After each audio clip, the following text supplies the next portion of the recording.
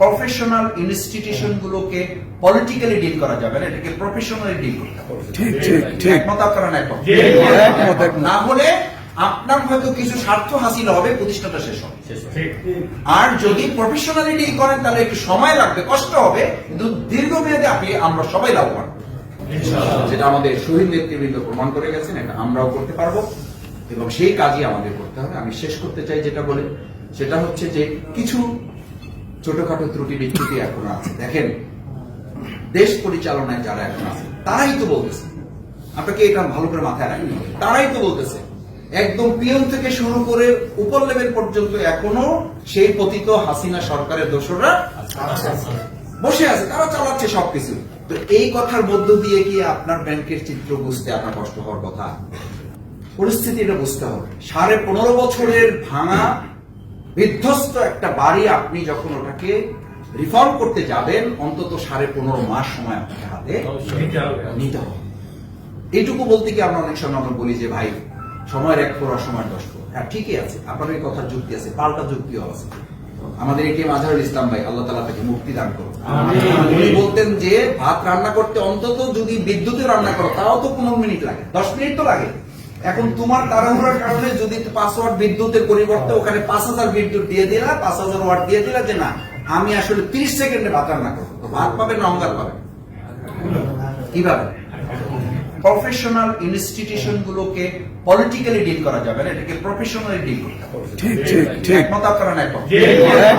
না হলে আপনার হয়তো কিছু স্বার্থ হাসিল হবে, প্রতিষ্ঠানটা শেষ হবে। আর যদি প্রফেশনালি ডিল করেন তাহলে একটু সময় লাগবে, কষ্ট হবে, কিন্তু দীর্ঘমেয়াদে আমরা সবাই লাভবান।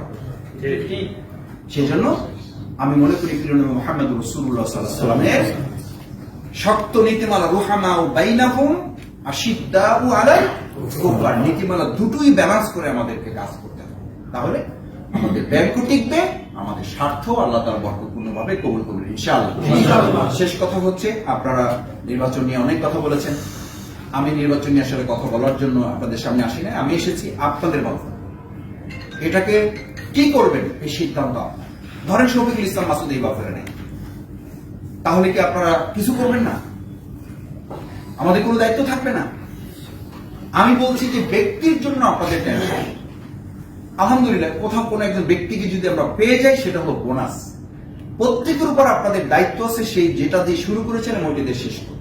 শুরুটা কি করেছে যে আমাদের উপরে আল্লাহ প্রদত্ত দায়িত্বই হচ্ছে আল্লাহর গোলামি করা, আল্লাহর খেলাফতের দায়িত্ব পালন করা। সেই খেলাফতের দায়িত্বের অর্থই হচ্ছে আপনার সমাজটাকে আপনাকে পরিবর্তনের সিদ্ধান্ত নিতে হবে। আপনি শুধু একটা ভোট দিয়ে ওখান থেকে চোখ বন্ধ করে চলে আসবেন, এরপর যা হয় হবে না। আমি পরিষ্কার বলেছি ভাই, 2.5 ঘন্টার ইমামতির নেতৃত্ব যদি আপনাকে 21.5 ঘন্টার নেতৃত্বের প্র্যাকটিস করতে বাধ্য না করে, মসজিদের ইমামতি এবং সমাজের ইমামতি যদি একাকার না করে, তাহলে না মসজিদের ইমামতি সফল হবে, না সমাজ পরিচালনা ইমামরা সফল হবে। এই জায়গা থেকে আমাদেরকে বেরিয়ে আসার দায়িত্ব এজ এ মুসলিম হিসাবে। ব্যাংকার বাদ দেন, জামাত বাদ দেন, শিবির বাদ দেন, শফিকুল ইসলাম মাসুদকে ভালোবাসা না বাসা প্রশ্ন বাদ দেন, দায়িত্বের জায়গাটা ধারণ করি যে আমার দায়িত্ব এটা। সেই জায়গায় আমি কাশিম ভাইকে পেয়ে গেছি, সেই জায়গায় রুহুল আমিন ভাইকে পেয়ে গেছি, সেই জায়গায় আমি হাবিব ভাইকে পেয়ে গেছি। বোনাস, এটা একটা খুঁটি, এটা একটা মানে ওই যে সাঁতার কাটতে কাটতে যদি একজন মানে একটা ভেলা পেয়ে যায়, ওটা যেমন তার জন্য বোনাস হয়ে যায়। ধরে নেন যে আমাদের এই XY যে বাউফলে যাদের জন্য পেয়েছে এটা হলো বোনাস, বাট দায়িত্বটা আমাকে কোনো না কোনো ভাবে পালন করতে হবে। পারবো ইনশাআল্লাহ। কারণ আপনাদের কাছে শুধু আপনাদের পরিবার না, আপনাদের বিরাট একটা ক্লায়েন্টের বড় পরিবার আপনাদের সাথে সম্পৃক্ত।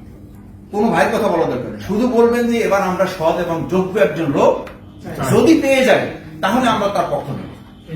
যে আমরা যা করতেছি এটা ব্যক্তি শফিকুল ইসলাম মাসুদ আর জামাতে ইসলামের কাজ এখানে করতেছি না, এখানে যা করতেছি তা বাউফলবাসীর কল্যাণের জন্য করতেছি। এই কল্যাণকর কাজে তাদের ঠিকই বলা আছে যে এই কাজ আপনার যা আছে আপনি চালান, আমরা আপনাদের সাথে আছি আলহামদুলিল্লাহ। সেই জন্য আমাদের একটা ভিত্তি আল্লাহ তাআলা তৈরি করে দিয়েছেন। এখন যেটা অনেকেই আপনারা পরামর্শ দিয়েছেন যে আমাদের পাত্র তৈরি হয়েছে, এখন সেখানে কিছু জিনিস জড়ো করতে পারলে আল্লাহ তাআলা আমাদেরকে বিজয় দেবেন। আমাদের প্রিয় বাউফল, আপনাদের প্রিয় বাউফল, এটার জন্য আল্লাহর কাছে বিশেষ করে দোয়া চাইতে হবে। আল্লাহ আপনাদেরকে ব্যাংকার বানিয়েছেন, তার মানে আপনাদেরকে সম্মান এবং রিজিক দুটোই দিয়েছেন। পৃথিবীতে মানুষের দুইটা জগৎ থাকে, একটা হলো সম্মান থাকে, রিজিক থাকে না, রিজিক থাকে সম্মান থাকে না। আর আল্লাহ এখানে যাদেরকে একত্রিত করেছেন তাদেরকে কয়টা দিয়েছেন?